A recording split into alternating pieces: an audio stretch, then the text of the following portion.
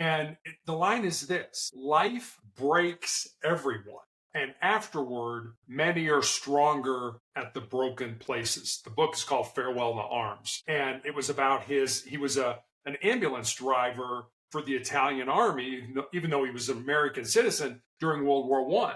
And so, life breaks everyone. And afterward, many are stronger at the broken places.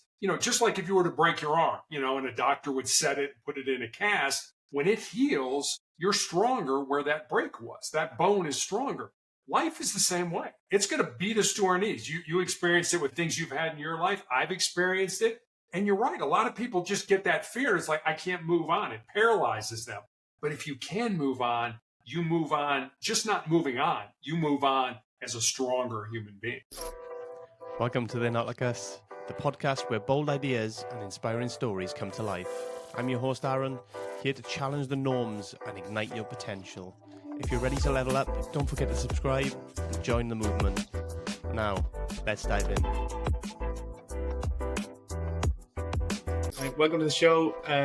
This is They're Not Like Us. I'm Aaron, and with me today is our guest, Terry Tucker. Welcome to the show, Terry. Well, Aaron, thanks for having me on. I'm really looking forward to talking with you today. It's my pleasure. For people who don't know about yourself, can you just give us a quick intro about who you are and what you're all about? Sure. I'm from the United States, grew up on the south side of Chicago, one of the larger cities here in the U.S. I'm the oldest of three boys. You can't tell this from looking at me or from my voice, but I'm 6'8" tall and actually went to college, I know, on a basketball scholarship. Despite having been amazing. Pardon me? Sorry, somebody's trying to come in. That must have been amazing. It was. I'm old enough that I had the opportunity to play against Michael Jordan my senior year in college, his freshman year in college. How was that? He was not the Michael Jordan that we all know and love today. He was just, he was a freshman in college. He was still kind of trying to figure it out. But his team would go on that year to win the national championship. They would be the best college basketball team in the United States in that. So it was great. Yeah, kind of a funny story. My youngest brother was a basketball coach, or still is a basketball coach in Chicago. And he coached Michael Jordan's two sons. Wow. And he said, one day I'm at practice, and it's toward the end of practice, and I'm teaching the players a drill.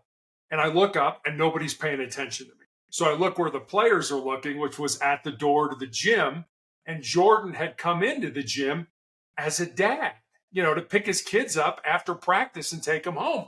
And my brother looked at him and said, "Hey, Michael, you're a little bit of a distraction. Would you mind waiting out in the hall until practice is over?" And Jordan and his wife are incredibly gracious people. And he said, "I'm sorry, coach. I didn't mean to interrupt practice. I'll wait out in the hall." And my brother thought later, gee, I'm probably the only coach in the history of basketball that ever kicked Michael Jordan out of practice in that. So, I bet. That's quite an amazing story, though. And it's funny that you both have had that sort of interaction paths across with him. So yourself and your brother. That's quite interesting, isn't it? What's the chances of that? Exactly. Yeah. Who would have known? And like I said, when I played against him in college, nobody knew he was going to be Michael Jordan. The tremendous star and that. So it's just kind of interesting when you look back on your life and think, boy, I had an opportunity with that person, and you didn't realize where that person would go in their life. Yeah, it's funny, really, isn't it, how these things turn out. And like I say, I suppose there's a lot of talented collegiate basketball players that never make it or never go very far. So it's hard to tell, isn't it, at that stage of life. But it is. If you look at the statistics here in the United States, only 7% of high school basketball players will ever play at any level in college, whether it's junior college or, Division 1, 2, or 3. So it's such a small percentage that ever make it to that next level. So I felt very lucky to be able to play in college. Yeah, that is good, to be fair. You still follow basketball? Still big fan? Or? Somewhat. My middle brother, I only have brothers. I never was blessed with sisters at all. My middle brother was actually drafted by the Cleveland Cavaliers, which is a professional basketball team here in the United States. Yeah. he was very good as well. So I mean, our entire family was, I'm 6'8", I got a brother 6'7", a brother 6'6", and my dad was 6'5". So we used to laugh that if you sat behind our family in church growing up, not a prayer's chance you were going to see anything that was going on, in the front of the church. Must have been. So, is there a big gap between you and your brothers, or are you relatively close together in age, or?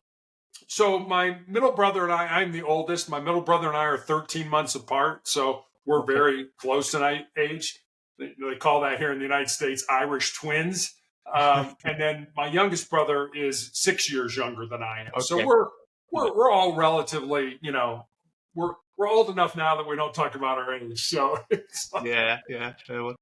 I was just wondering, just because we grow up with brothers, especially close in age, it can get quite competitive, can't it? And you can kind of drive each other forward a little bit, and everything becomes a competition almost. I mean, it does. I mean, when we were growing up, we played sports. It's what we did, and I mean, we played football, baseball, and basketball. Football for us was American football, not soccer. Yeah. And we were all very competitive. I mean, we'd go out and toss the ball. We would play basketball against each other. We did all that. But today, now that, we're all adults and kind of heading towards, the twilight of our lives, we're very close. My brothers came to visit me a couple of years ago. It's been a while. And we spent 3 days in the house, never turned on the television, never left the house, and just laughed and told stories and lied to each other about, things, that this happened. No, that didn't happen. I mean, it was just, it was just a great time to just sit back and reminisce. Do you remember when this happened? You remember when mom did this or dad did that or whatever it was? And I still talk to them all the time. As a matter of fact, I talked to my middle brother last night. So, I think that competitiveness that you talk about kind of bred a closeness amongst us as brothers. And, it's stayed through our entire lives now. Yeah, that's quite interesting. And I'm big on sport. I've always played sport and gone to the gym and stuff like that, and always tried to push myself physically. And I think that really has an impact on your mental state as well, and how your ability to handle things. When you get difficult times and stuff like that, having that experience to draw on where you've been in physically difficult times, if you will, in sport and stuff like that, or you've suffered defeats and stuff like that. It actually, as a child, that really teaches you to have that mental fortitude. Really, if is my feeling on it. I would agree. I mean, I think especially team sports, where you're a member of a team as opposed to maybe golf or tennis or something like that, where it teaches you how to be a teammate. It teaches you how to win. It teaches you how to lose. It teaches you how to be coachable. It teaches you how to interact with people that maybe you don't get along with. Maybe you don't have the same values or principles and things like that. And that's really a microcosm of life. That's the way it's going to be if you go on and play or you go on and attend a college or a university. When you get into the business world, you're going to have to deal with other people. Nobody exists in a vacuum. And so it's a tremendous learning experience in a fun kind of way. You learn all these life skills, but you're having a blast. You're just, are you kidding? We're out playing ball. It's great. The weather's beautiful, or we're inside playing in the winter, or whatever it is. So you don't really realize what you're learning. And I think, especially here in the United States, we've lost that. We've lost the importance of letting a coach yell at your kid, letting a kid make a mistake and saying, you know what, figure it out. How are you gonna overcome this? How are you gonna bounce back from this? I mean, those are all valuable skills. I mean, from a business point of view, also from a mental health point of view, of learning how to handle defeat and working your butt off with the understanding that I may never be successful at this, but it doesn't matter because I'm having fun and I'm learning along the way. Yeah, I think that's lost in a lot of the Western world now. I think we've become a little bit too soft, for want of a better word, and I think a lot of, I used to do a lot of sport when I was younger, and I was team sports. I did some individual sports, but I did a lot of team sports, and I learned so much from there, like social skills, like you say, how to deal with adversity, how to deal with people on your own team that you don't get on with that you need to work with to achieve a goal. And, that's much like life. You're not going to like everybody you work with, but you've got to try and achieve that goal. And I think that's lost a lot. And a lot of, it's just an observation. I don't know what the statistics say, but from what I see, a lot of the younger generation now just don't bother with sport. Yeah.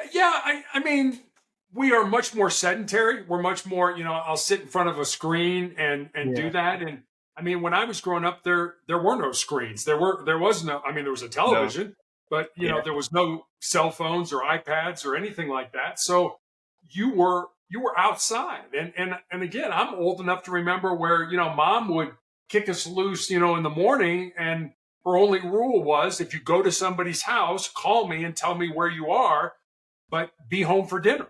And so you'd be out all day, just riding bikes with your friends or going to the pool and swimming or whatever it ended up being. And that was fun. Yeah. Our rule was whenever the street lights came on, that's when we had to go home. So that was the rule. So, but like I said, we were out. I'd be playing football, so soccer for us. I'd be out playing soccer all day with my friends at the park or out on bikes and stuff. And then there'd be no way to contact us. Right. There'd be absolutely no way to get in touch with us because there was no mobile phones or anything. So we just had to just head back whenever the lights came on. Yeah, but it was also, I mean, most of the women, and this, I don't mean to stereotype or be sexist, but most of the women when I was growing up didn't work. So the moms were at home. So, in a way you were kind of supervised. And, I remember doing something once and I was at somebody's house and it wasn't something I should have done. And I remember the mom, kind of spanked me and told me to go home to my mother, and then picked up the phone and called my mom and told her what I did. So when I got home, my mom spanked me, so it really was kind of it takes a village to raise a child. I mean, everybody was involved in making sure that the kids were safe, that they were doing what they were supposed to do. And as long as that was the case, you could have as much fun as you want. Yeah, it was like that when I grew up. There was people and friends on the street. I used to call them aunts, but they weren't. They were just friends of family. But you were that close, and everybody would be like looking out for each other and looking out for each other's kids and stuff. That's just how it was. It felt like family. So yeah, it was. It really was, and it was fun. And you knew everybody's parents. You knew what they did and that kind of stuff. And so there was no. Oh, I don't know that person. You knew everybody. You knew everybody. I used to babysit for, people in the neighborhood, who had small children, little kids and stuff. So, yeah, I mean, they knew you, they trusted you. And so you could make a little money on the side babysitting on the weekends. Yeah, it's just such a big change now, isn't it, culturally, and just such a different place we live in, different world that we live in now that I don't know what the future will hold. Who knows? Things will be fine. I mean, I'm sure. We'll figure it out. I mean, I'm sure every generation has said what you and I are talking about. It's I mean, everybody's soft. Yeah, I mean, in a lot of ways they are, but I mean, they're better in a lot of ways too. They have access to everything. I mean, I think I was thinking the other day. When I had to write a paper in school, somebody would, I'd have to go to the library and I'd have to, look at books and magazines and newspapers and stuff like that. I mean, today people don't even know what a newspaper is. Like, what is that? No. I have no idea what that is. So that's how I got my information. Today, the whole world is at your fingertips just with that device, that's in your pocket. Yeah, that's changed things a lot. So moving on from your childhood then and childhood of today, as we're discussing now, how has that impacted your life? Where did you move on from your childhood? So after college, I moved home to find a job. Again, this was long before the internet was available, to help people find employment. And so my first job out of college, I had a business degree, was at the corporate headquarters in the marketing department of Wendy's International. I think there are Wendy's over in the UK. There are hamburger. Yeah. There used to be Wendy's in every sort of city, at least, or a town, but I can't remember the last time I've seen one, to be honest. I've not seen one. Are they still going? Oh, yeah. Still going. Still going strong in that. But that was my first job. I was in the marketing department. I was a trainee, field marketing trainee. And that was the good news. The bad news was I lived with my family, my parents, for the next 3.5 years as I helped my mother care for my father and my grandmother, who were both dying of different forms of cancer. After Wendy's, I actually went to work for the hospital that took care of my father and my grandmother. And then when I was 37 years old, I made a major pivot in my life and became a police officer. And part of what I did in my law enforcement career was I was a SWAT hostage negotiator. Okay. After that, started a school security consulting business, coached girls high school basketball. That was an interesting job. But for the last little over 12 years now, I've been dealing with a rare form of cancer, a rare form of melanoma that has seen my foot amputated in 2018, my leg amputated in the middle of the COVID pandemic, and I, believe it or not, still have tumors in my lungs that I'm treated for every 3 weeks. Okay, that sounds pretty difficult to deal with. What kind of treatment do they give you for that? Is that chemotherapy or is it something? Actually, it's not. So, when I was diagnosed in 2012, I was told I would more than likely be dead in 2 years. They had nothing to offer me. There were no treatments. If it was somewhere where they could cut it out, they would do that, but that's all they had to offer me.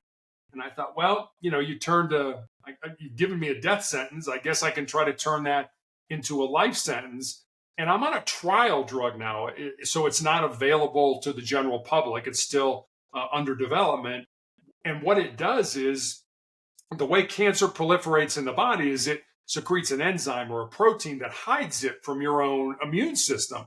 And what this drug does, unlike chemotherapy, which goes in and actually actively tries to kill the cancer, this removes that protein or that enzyme so that my own immune system, just like if you get a cold or a flu virus, can say, hey, that's foreign, that doesn't belong here. We need to attack it. And I've been on this clinical trial for 4 years now, almost 4 years. And it's worked for me. Some of the other people I've been on the trial with, it has not worked, and they unfortunately have passed away. So different technology that's coming along.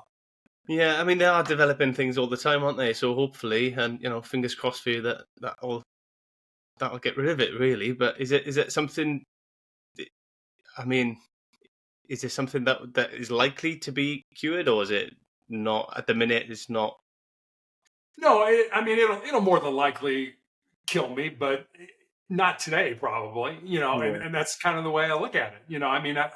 I was told, like I said, 2012, a little over 12 years ago, that I'd be dead in 2 years. So I figure, every day I'm still alive is time that I wasn't supposed to be here. So I don't worry so much about the dying part. I try to focus more, concentrate more on the living part.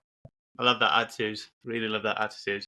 And what about your quality of life, Terry? Is it affect your quality of life? Does it make you, especially if it's your lungs, does that make it difficult to get about and to breathe? Or sometimes, honestly, not too often today. I'm sure, if it starts to grow again and things like that. Yeah. There was when I found out I had to have my leg amputated, that's also when they told me I had the tumors in my lungs. And I remember about 6 months after I had the amputation, my oncologist, my doctor, showed me my CAT scan.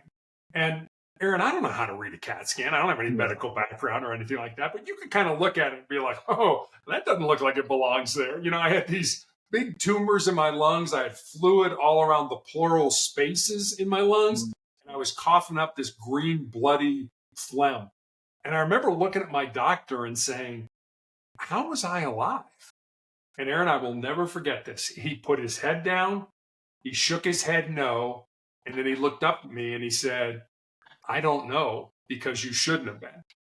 Wow. Which, said to me, hey, God's not done with me yet. When I die, where I die, how I die, way above my pay grade. So don't spend a lot of time worrying about the dying. No, I love that. I love that attitude. And, far too many of us think, dwell on the bad stuff and don't enjoy what we actually have. And, exactly. I suppose things like that really open your eyes and really make you think. Yeah, they do. I had done so much in my life that was physical. I'd been a college basketball player. I was in law enforcement. I was on a SWAT team, and now I'm in a wheelchair and I don't have a left leg. So, how do you balance those? And I think when you can't do what you were good at, you do what's important in life. And that's really, I think, what I've been trying to do for the last, 12 plus years now. Yeah. To be fair, that's some extreme mental strength, to be fair, because a lot of people, that it would break a lot of people. And I've had experience with cancer myself, not personally, but through family members and loved ones. And, it can really take it out of somebody mentally, let alone the physical side of it, take that apart, that mental aspect of coping with that. And especially when the doctors are saying, this is probably it, which, I've experienced that part as well with my family. And that's difficult. You see it just wipes people out. So it does. And, I'm a fan of, Stoic philosophy and things like that. And, when the Stoics, Marcus Aurelius, Seneca, those people were alive, they used to talk about what was called memento mori. In other words, remember death. Remember that you're going to die, because it focused their living. I mean, we're all going to get death once. Nobody's going to escape it. So why focus on the death part? We're all going to get it. Why not focus on the living part? And I like the fact that if you use death to focus your life, it doesn't become as scary because you live the purposes for which you were put on this earth to do. I love the Viktor Frankl, the concentration camp survivor and Holocaust survivor. He said, he wrote a great book called Man's Search for Meaning. And he talks in there, and I'm going to mess up the quote, but it's basically, nobody should live their life in the abstract. We all have a reason, a purpose for which we were put on this earth to do. And so many people never even look for that purpose, let alone find it and live it. And I think when you live those purposes, you find them and you live them, death is not nearly as scary as opposed to all those people who never look for them. And then, when it comes time to die, those are the people that want another day or another month or another year. But, yeah, I love that. I've never heard that before, but I really, really like that. Me and you had a little chat off camera before we came on, and you were asking me about my podcast journey and why I've started a podcast. And I think for a long time, a big part of my life, I was really too afraid to put myself out there and to do the things I wanted to do like this, because you worry about what other people will say, what other people think, rather than doing things for yourself. I think there's a lot of that as well in society at the minute. A lot of people are too afraid of other people's opinions, what they'll say about them, what they'll do about them. And I've got to that point in my life now where, to be quite honest, I don't care. I just got to live my life and just enjoy my life and not worry about anybody else or what they're doing. So I think that's a fabulous quote. I mean, you're right. I think fear is one of the biggest things that holds people back from doing things that they feel they should do or that they want to do. There was a writer here back, in the 40s, 50s, and 60s by the name of Ernest Hemingway, and he wrote a book called I went right on. Anyway, but he wrote a book, and he had a line in the book, and I love this line, and the line is this: life breaks everyone, and afterward, many are stronger at the broken places. The book is called Farewell to Arms, and it was about he was an ambulance driver for the Italian army, even though he was an American citizen during World War I. And so, life breaks everyone, and afterward, many are stronger at the broken places. Just like if you were to break your arm, and a doctor would set it, put it in a cast, when it heals, you're stronger where that break was. That bone is stronger. Life is the same way. It's going to beat us to our knees. You experienced it with cancer and things you've had in your life. I've experienced it. And you're right. A lot of people just get that fear. It's like, I can't move on. It paralyzes them. But if you can move on, you move on, just not moving on. You move on as a stronger human being. Oh, yes, definitely. I've the things I've been through in my life that have put me down or made me feel, depressed, for want of a better word, or put me in that area, they've definitely made me stronger, and going through them has actually helped me in the long run. In the short term, that's the last thing you want to be going through, and it just messes with you. But when you come out the other side, actually, it does make you grow as a person, and does make you feel like, actually, I can handle whatever life throws at me. So Yeah, and really that's the only way to grow is to do those hard things, to do those difficult things, to do those things that we don't like. I mean, if you stay in your comfort zone, you're never going to grow. And so many Yeah. people, and part of that is our brain. We're hardwired that way, to be like, no, I don't want to do anything uncomfortable. It's like, okay, that's fine, but you're not going to grow that. And if you're not growing, then you're not living. And if you're not living, then I think in a lot of ways you're dying already. Yeah, yeah. And to be honest, I feel like probably that was me for a long time. Just not living. Just spent Sure. such a long period of my time just not living, just sort of playing it safe and being in that sort of little bubble that I created for myself, and just not doing anything or going anywhere or challenging myself at all, really. So I think it's really important that people do somehow find that courage to get out and just take them steps, even if it's small steps in that direction, really. So yeah, I agree. And I recommend this to people. I mean, do one thing every day that scares you, that makes you nervous, that makes you uncomfortable, that's potentially embarrassing. It doesn't have to be a big thing.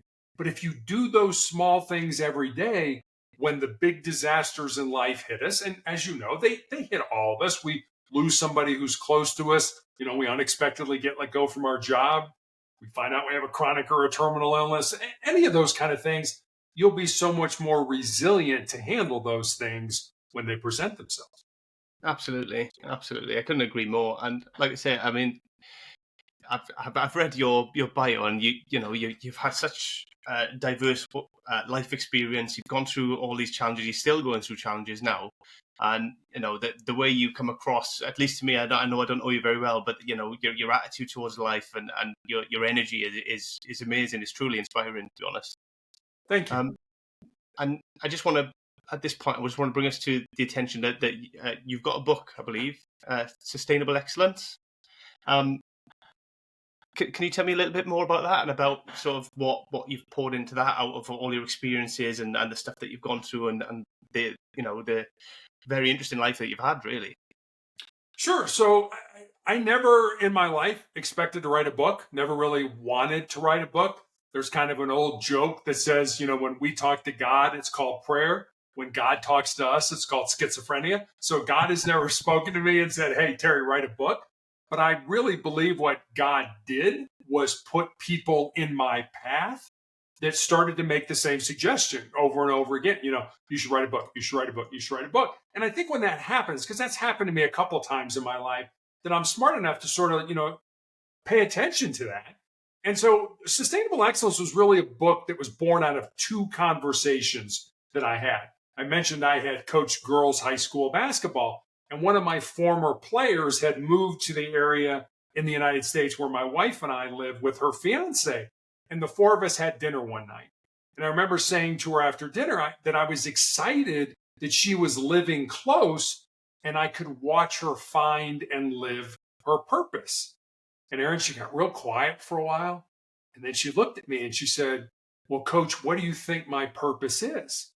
I said, I have absolutely no idea what your purpose is, but that's what your life should be about. Finding the reason or reasons you were put on the face of this earth, and they are reasons, using your unique gifts and talents and living that reason.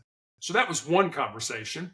And then I had a young man reach out to me on social media who was in college, and he said, what do you think are the most important things that I should learn to not just be successful in my job or in business, but to be successful in life? And I didn't want to give him that, get up early, work hard, help others. I didn't want to give him sort of the cliches that we all know. So I spent some time taking some notes and kind of eventually had these 10 ideas, these 10 thoughts, these 10 principles. And so I sent them to him. And then I stepped back and I was like, well, I got a life story that fits underneath this principle, or I know somebody whose life emulates that principle. So literally during the 4 to 5 month period where I was healing after I had my leg amputated, I sat down at the computer every day and I built stories, and they're real stories about real people underneath each of the principles. And that's how Sustainable Excellence came to be. Wow. Yeah, to be honest, I think for me personally, I think that's where a lot of the best books come from, is from, they're almost by I don't want to say by mistake, but it's almost stumbled upon. So like, I think I don't know if you heard much of Jordan Peterson and his Yeah, stuff. sure. So obviously he's massive now and he's huge, but he started essentially his first book, Them Principles. I think he published them on a website like can't remember what it's called, like Quora or something like that. Essentially, somebody's asked a question about these principles, and he's listed the principles, and again, that's developed into a book later on.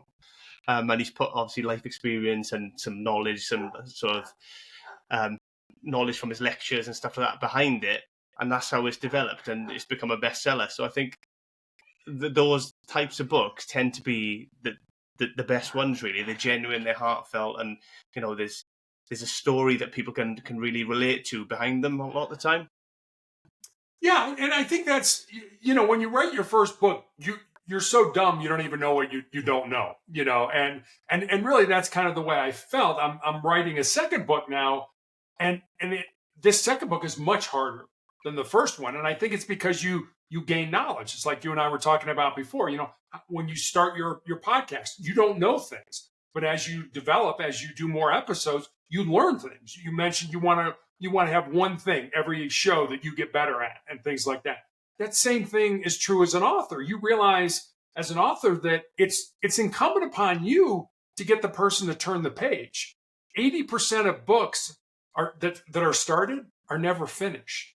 Yeah. And so you think about that, it's like how do we learn? We learn by stories. If I told you those 10 principles, you might remember one or two of them. But if I told you those 10 principles and I told you a story amongst each of those principles, there's a far greater chance you would remember more of them. Somebody once told me, said, never make a point without telling a story, and never tell a story without making a point. And so I think, as you just said, stories are incredibly important. It's how we learn as human beings. So Yeah. I try to find good stories, and I try to incorporate them, especially in this new book as well, of that'll get people to want to turn the page and keep reading.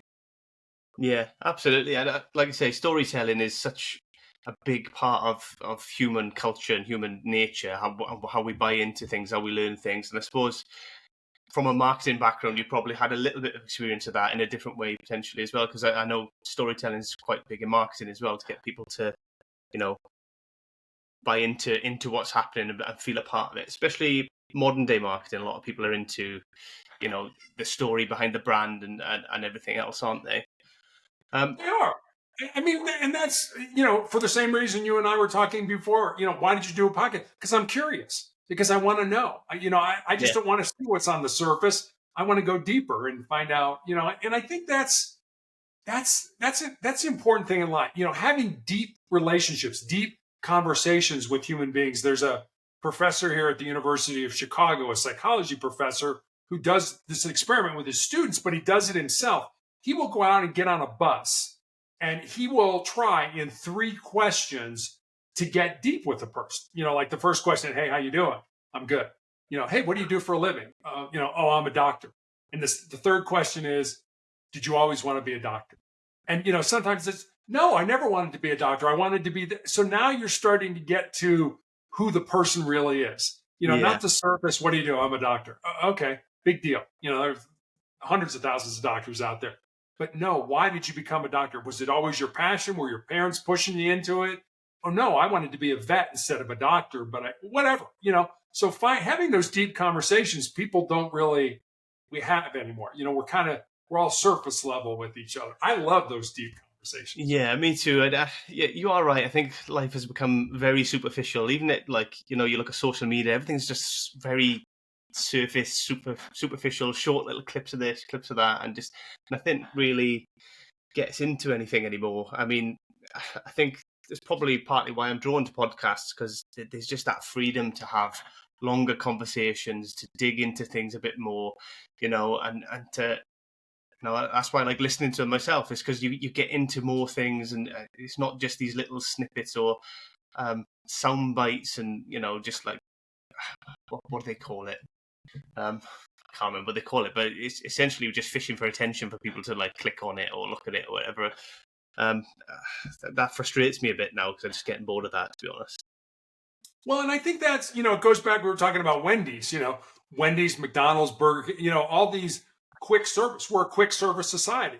I want dinner now. I want this now. I don't want to go deep with that. I don't want to, I don't want to have to learn. And so I just want you to put it in my head so that it's there. I don't learn that way. I learn by, making mistakes and trying to figure out how that applies to my life or did apply to my life and things like that. That's how you go deep. That's how you develop those relationships. And one of the nurses who takes care of me now is a former hospice nurse. And for those of your audience who don't know about hospice, it's people who take care of others at the end of their life. It's end of life care. And she gave me a book to read called Imagine Heaven. And Imagine Heaven's about people who have near-death experiences. And no matter who the person having that near-death experience saw during their experience, whether it was, Jesus or a saint or an angel or a friend or a relative, whoever it was, almost everybody got asked one question. And that one question was, how do you treat my people? In other words, how do we treat each other? What kind of relationships do we have with each other? What kind of connections do we have with each other? I've always said, 100 years from now, nobody's going to remember I was even here. But what I'd like to be remembered for are the connections, the relationships that I had with people while I was here. Yeah, absolutely. I think that's so much more important than materialistic things and stuff. And, it's the experiences, isn't it? And I think I've always kind of been that way. I'd rather go and spend money and go to a coffee shop and sit down and talk to somebody than I would buy something. That's always kind of been the way I am, really. But a lot of people just want stuff and things, and they want to parade about and show as if like they've got all these things, so their life is great. But realistically, I think it's quite a lonely place if you haven't got that connection and that, them experiences with shared experiences with people. I think it becomes a really, really lonely existence, to be honest. I think you're right. And I've seen it so many times in my life where people feel that they're born empty, and that when they get out of school and they get into life, whatever that looks like for them, that they feel kind of like you were just saying, that their job is to fill up their empty self. I've got to get the best education and, make the most money and have the best job and the greatest family and the nicest house and all the latest gadgets and gizmos. And Aaron, what I found is it's just the opposite. Yeah. It's not about filling yourself up.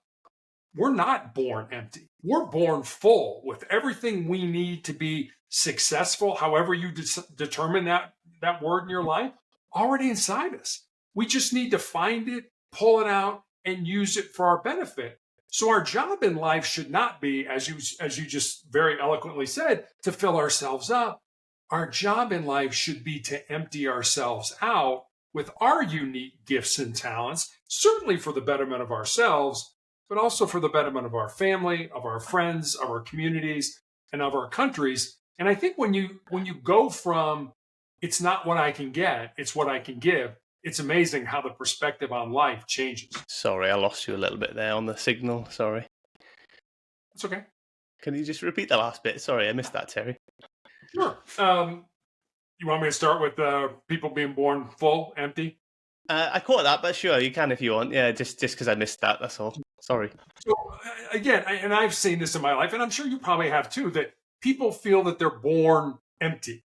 And that when they get out of school and get into life, however they determine that for themselves, that then their job is to fill up that empty self, to get the best job, to make the most money, to have the best home, to have all the latest gadgets and gizmos. And what I found is it's just the opposite. We're not born empty. We're born full with everything we need to be successful in life, however you define that, already inside of us. We just need to find it, pull it out, and use it for our benefit. So our purpose, our goal in life should not be to fill ourselves up. It should be to empty ourselves out with our unique gifts and talents, certainly for the betterment of ourselves, but again, for the betterment of our families, of our friends, of our communities, and of our countries. And I think when you do that, when you look at life, when that paradigm sort of shifts to not what I can get, but what I can give, it's amazing how much life gets better and how much more you enjoy that life. Yeah, absolutely. I couldn't agree more with that. Um, it, if we were talking to people now who want to get to that life, but unfortunately are still currently in that place where, they've been buying stuff to try and make themselves feel better. Essentially, they've got to a point in their life where they're still fed up. Maybe they've got what they need, to a degree. Maybe they'll always want more, but they've got to that point. How can someone sort of start the journey into getting into this place? Because for me, it took trauma and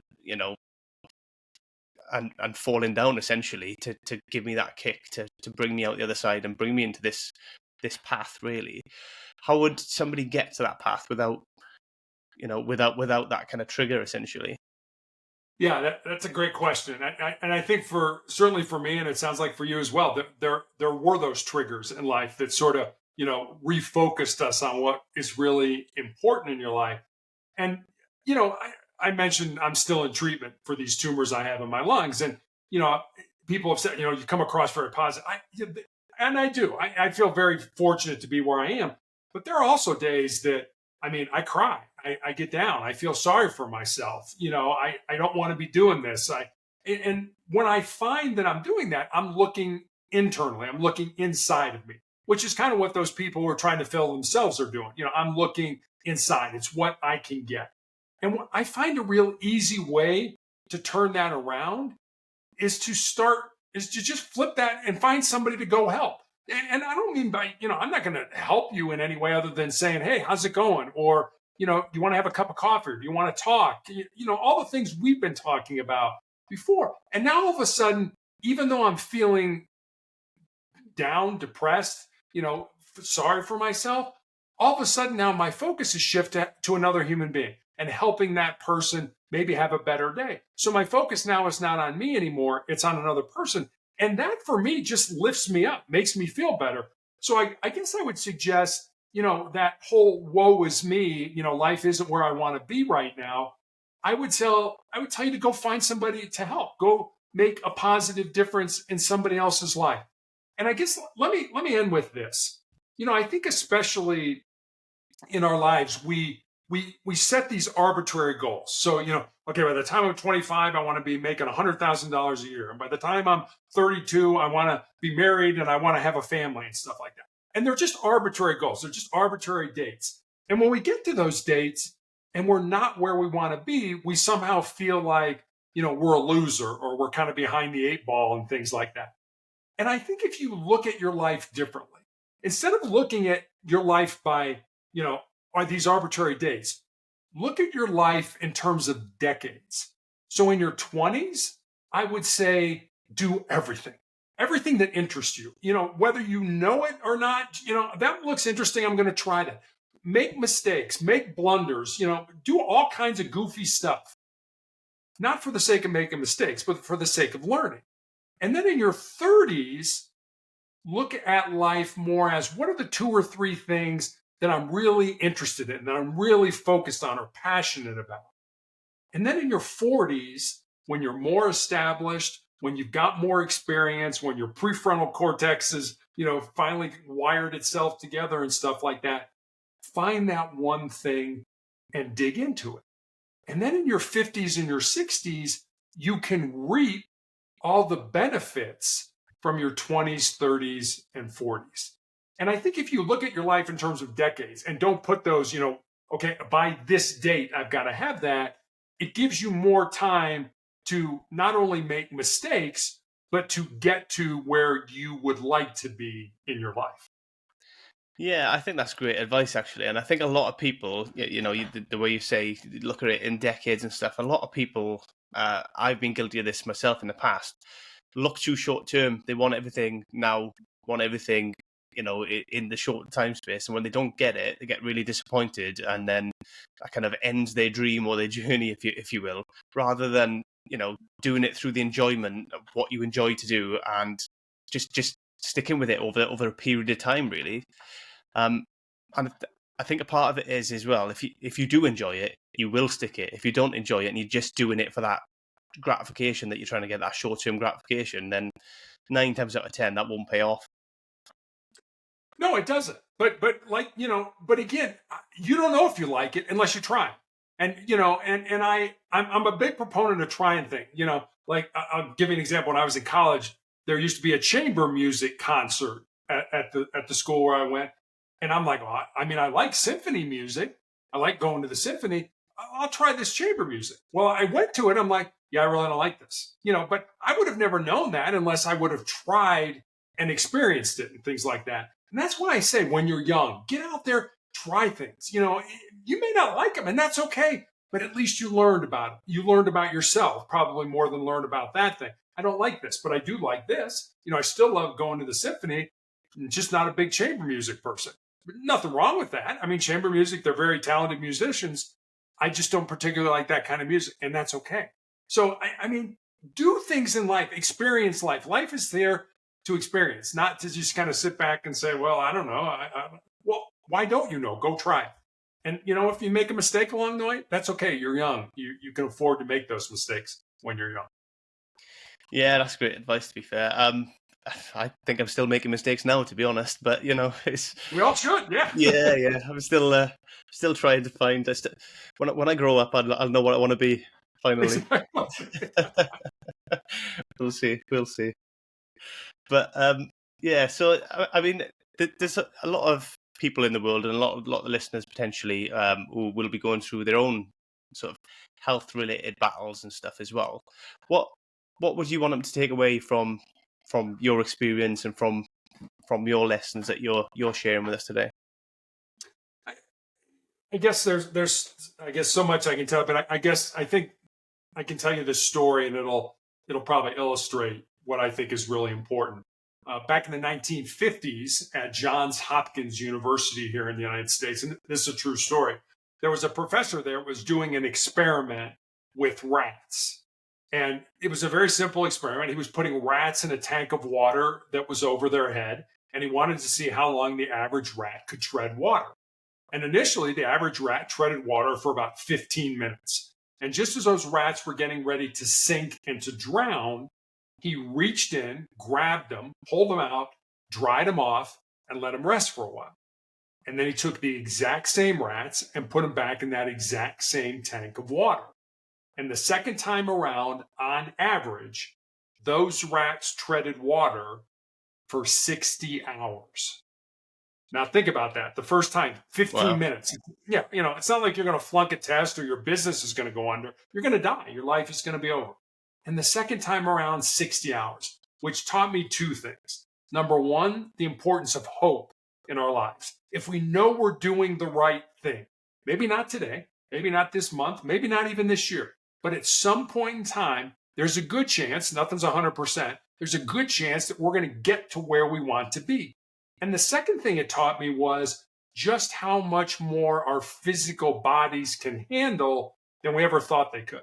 Don't get me wrong, Aaron, I think everybody has a breaking point, but I think that breaking point is so much further down the road than we ever give ourselves credit for. We get to a point where, our brains, our minds are like, this hurts, it's uncomfortable, stop doing this. And we listen to that and we stop doing that. But I always use the example of kind of a marathon run. When people, when they run a marathon, they always talk about hitting that wall, hitting that point where, I just don't think I can do it. I just don't think I can go on. But if they just keep moving and put one foot in front of the other, they push through that and they get a sort of a second wind and are able to finish the race.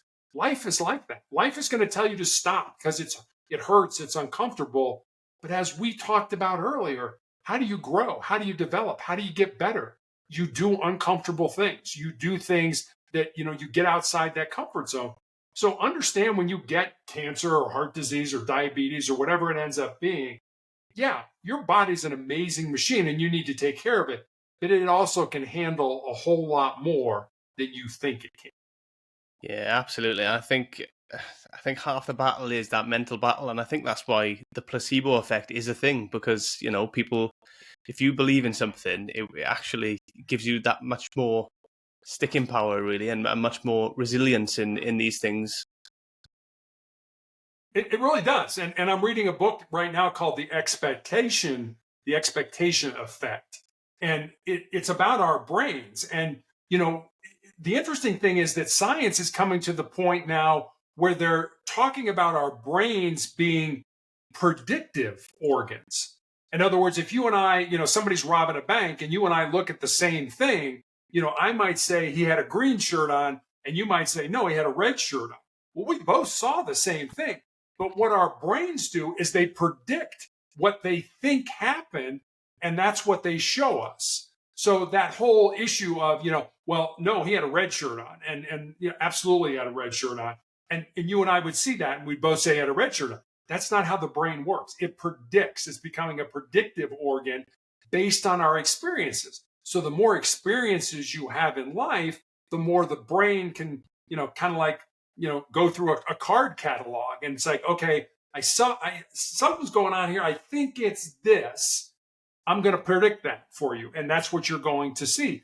And it's kind of an interesting way of looking at life now, that it's not black and white. It really is kind of gray. Yeah. Oh, it's massively gray. And, it's our experiences and like you say, these things that we go through that help us, navigate it really and find our way, isn't it? Because without that, and if we shelter ourselves away and we just live in a comfort zone, if something does happen, then we're not equipped to deal with it, really. We're not. And, and as you said, when I asked you, why'd you start a podcast? You said, I'm a curious person. We should all be curious people. We should all be lifelong learners. We should never say, okay, I've learned enough. I don't want to learn anymore. I'm good where I am. We should always, I want to literally die learning, and that would be my goal in life. And most people aren't curious. I'll give you an example. My wife is in financial services, and, we used to go to the obligatory Christmas party every year. And, and we used to play a game. I said, so I'm going to go in and I'm going to meet 5 of your coworkers or their spouses, and I'm going to find out all about them. And I said, and I'm going to come out after the party and I'm going to tell you all about these people. And I said, then on Monday morning, the people you work with are going to come to you and say, what a great guy. I really enjoyed the time I spent with your husband, but they're not going to know a thing about me. And that's what I would do. I would go in, how did you meet your spouse? Where did you go to college? What made you do that? Kind of those deep questions. And we're so narcissistic as human beings, we don't turn those around. Most people don't and say, well, where did you go to college? Or how did you do this? And that kind of thing. And so literally it would happen, and it would so frustrate my wife. I come out, here's all about Bob and Tom and Sally and all that stuff. And then Monday morning, oh, your husband's a great guy. It's like, they don't know anything about me. They didn't learn one thing about me, but I learned everything about them. How do you be a great conversationalist? Ask people questions and shut up. Absolutely.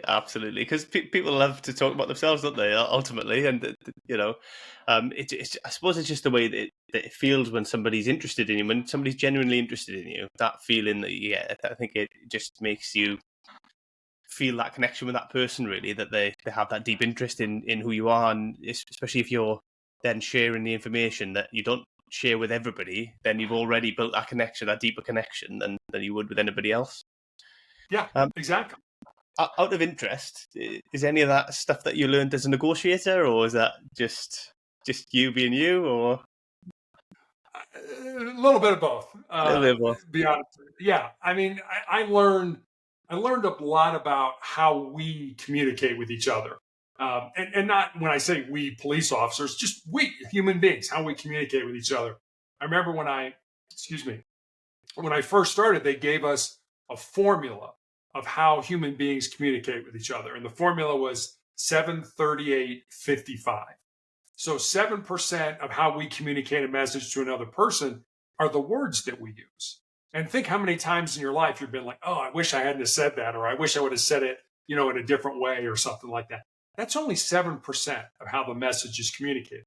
38% is the tone of voice that we use with that message. If I say, Aaron, why did you do that? Okay, that's like, oh, he's upset versus, hey, Aaron, what made you do that? I mean, that's a much calmer voice. So 38%, the voice that you use.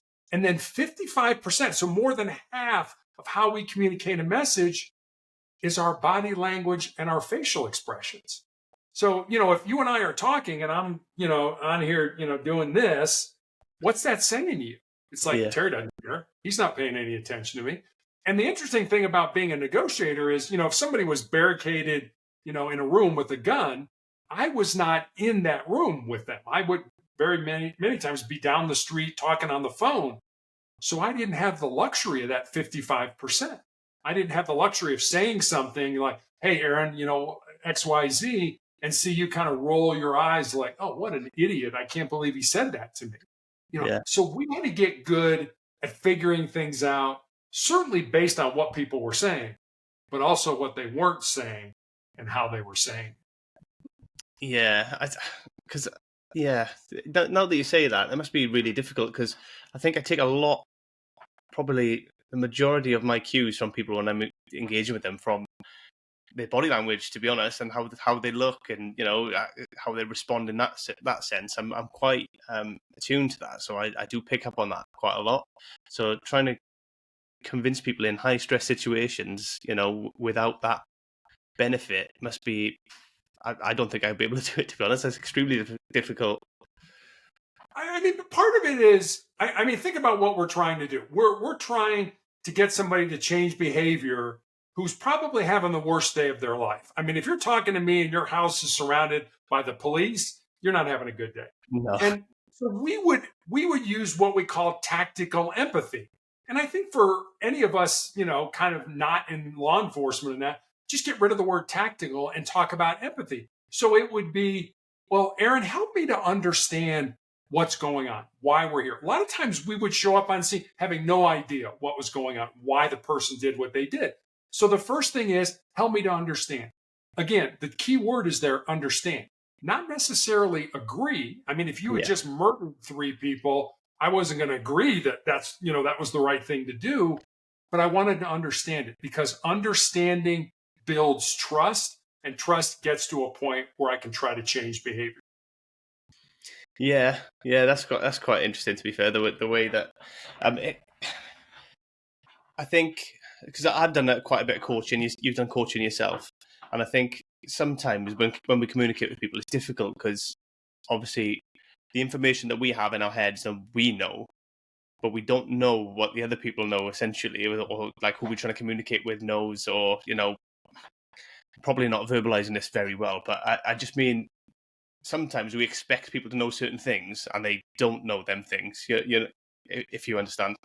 And if you start on that point where you expect them to have a certain level of understanding, but they don't, then your communication can go askew from there. Can go quite badly, really. From my experience, it can. And one of the things, like when we would ask questions, we would use how and what questions. We would stay away from why questions. So in other words, if I said, hey, Aaron, why are you wearing that shirt? You might be like, oh, wait a minute. Because why questions sound accusatory. Is he saying he doesn't like my shirt? I can get to the same question by saying, Aaron, what made you decide to wear that shirt today? That's a whole lot softer of a question than why did you do that? So how and what questions were important? Silence was very important. I mean, we were taught to use what was called our curious voice. Oh, you don't think that's possible, Aaron?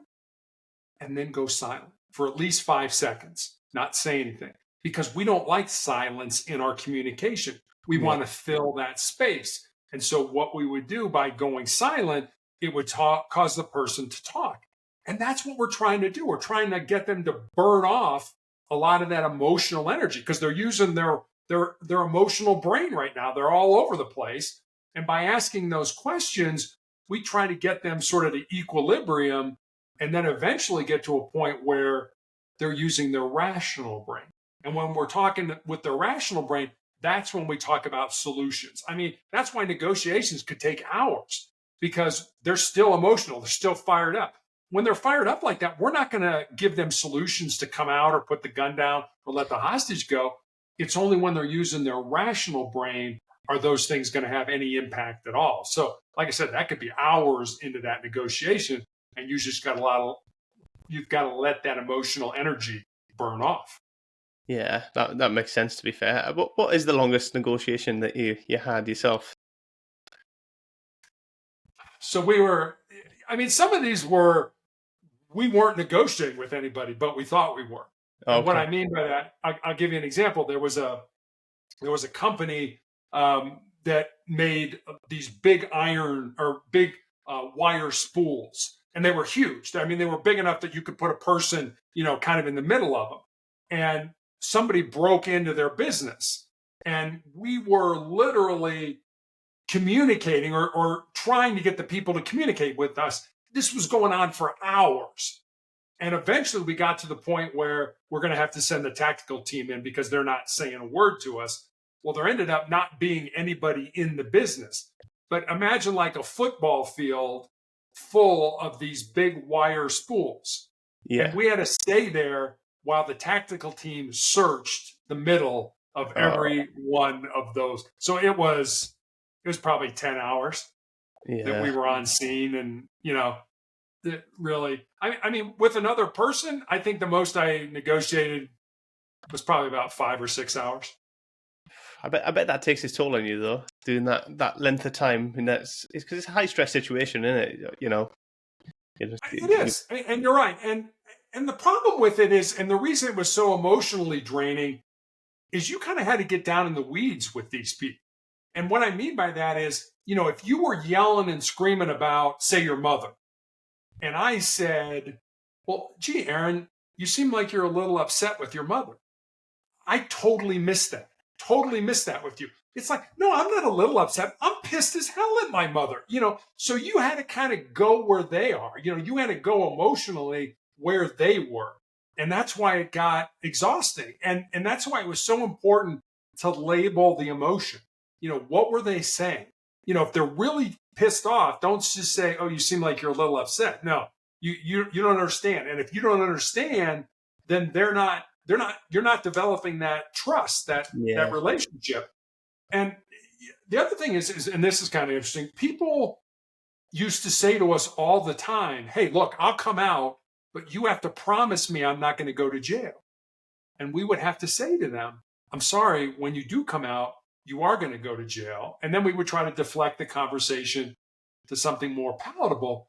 And the reason we never lied to people is because there was a very good chance, and this happened, that a year from now or 2 years from now or 4 years from now, we would be right back negotiating with this person again because the underlying problem, which might have been their mother, mom's still alive, mom's still needling them. And so, you know what? Now mom ticks them off again where they grab a gun and barricade themselves. Yeah, and that's it. And if you break the trust on that first encounter, then the second time you've got no chance, have you? No, not at all. So yeah, that's crucial, to be fair. I'm going to swerve a little bit back. I was going to just ask, when it comes to your book, and it might tie into this because I'm not sure how many principles in your book, if you've got anything that relates to your negotiating or anything like that. But could you just give us a sneak peek of two of the principles in the book? Sure. So principle number 2, and I put this in because I've done it in my life, and I am not proud that I've done this in my life. And the principle is this: most people think with their fears and their insecurities instead of using their minds. And I know I've done that. And we were talking about this earlier, where you want to do something, you want to get involved in a project or something like that, and you kind of pull back and you're like, oh, wait a minute. Maybe I don't have enough information, or maybe I'm not smart enough, or what will people say about me, if I fail? That's thinking with our fears and our insecurities. That's not thinking with our minds. And whenever I get an opportunity to speak, especially to younger people, I always tell them, if there's something in your heart, something in your soul that you believe you're supposed to do, but it scares you, go ahead and do it. Because at the end of your life, the things you're going to regret are not going to be those things you did. They're going to be those things you didn't do. And by then it's going to be too late to go back and do them. So thinking with our fears and our insecurities is one of the principles. I'm trying to decide which one I want to give you. Let me give you this one. So I believe it's number 5. It's that you are the person you're looking to become. I'd always wanted to be in law enforcement, but my grandfather was in law enforcement and was actually shot in the line of duty. Okay. So when I expressed an interest in, kind of following in his footsteps, my dad was absolutely not. You're going to college, you're going to get out, get a good job, get married, have 2.4 kids, and live happily ever after. But that's what my dad wanted me to do. And so, I always felt I was in law enforcement, even though I wasn't, even though I was still in business. So you are that person you're looking to become. And I'll be honest with you, Aaron, one of the things I'm most proud of in my life is that I never let my purpose, I never let my dream die. I could have said, hey, I'm a hospital administrator, I'm making good money, it's an 8 to 5 kind of job. I gave all that up, to be a rookie police officer and work nights and weekends and all that kind of stuff because it was my purpose, because it was what I felt. So, you may not be the person you're looking to become today, but in reality, you really are that person. So you need to kind of act and sort of move in that direction. Yeah, absolutely. And that's a big leap to go into law enforcement from what was his relatively comfortable job to jump into law enforcement. Especially, it's not quite the same in the UK, but in the States, obviously, there's you're armed. There's a realistic chance you get shot at. I don't know if you ever were shot at in your career, but there's a realistic chance you will be, and that's a huge risk to take, isn't it? I think it is, and I think you have to do it. I was married, and my wife had married me when I was a hospital administrator. You can imagine that conversation at dinner. It's like, hey, hon, I'd like to give all this up and go do this full time. And she was incredibly supportive. She's like, if that's what you want to do, I will support you. And the reason I didn't retire from law enforcement is because my wife has always been the primary breadwinner in our family. She lost her job where I was a police officer and we had to move to another state. And so I would have had to start all over, probably in my late 40s. And it was like, okay, I'll get out of this. I can do other things. So, she supported me. I supported her. My family was always more important to me than the job was. It wasn't who I was. It's what I did for a living. I loved doing it, but it wasn't who I was. No, absolutely. I think, it's a great job to do, and, you should be very proud of having done that and, what everything that it stands for. But again, it is just a job, and family is much more important, and that's my beliefs on it. And obviously, I can see that's how you feel as well. There are many other jobs that you can get, but you only get the one family, don't you? So you hope, yeah, yeah. Within reason. So if you could go back in time, then, right? If I could give you a time machine, send you back in time, what is the one piece of advice that you would give your younger self? That's a great question. I guess I would tell my younger self to make more mistakes, to not be so careful, to try different things, to get out there and fail. Kind of take the advice that I gave earlier. I've always been a rule follower. I've always wanted to do the right thing, and I think sometimes that prevented me from doing things either when I wanted it or ever doing things like that. And so make mistakes, but also be grateful. Be grateful for the things you have. Be happy for the relationships you have. When you die, it doesn't matter how much money you have, how important you are, or how influential you are. There's a great story about Alexander the Great. I don't think it's a true story, but the story goes that when Alexander the Great was dying, he called his counselors together and he said, I want you to carry out my final 3 wishes. He said, my first wish is that I only want my doctors to carry my coffin to the grave. The second wish is I want the road to the cemetery paved with gold and precious stones. And the third wish is I want my hands hanging outside my coffin.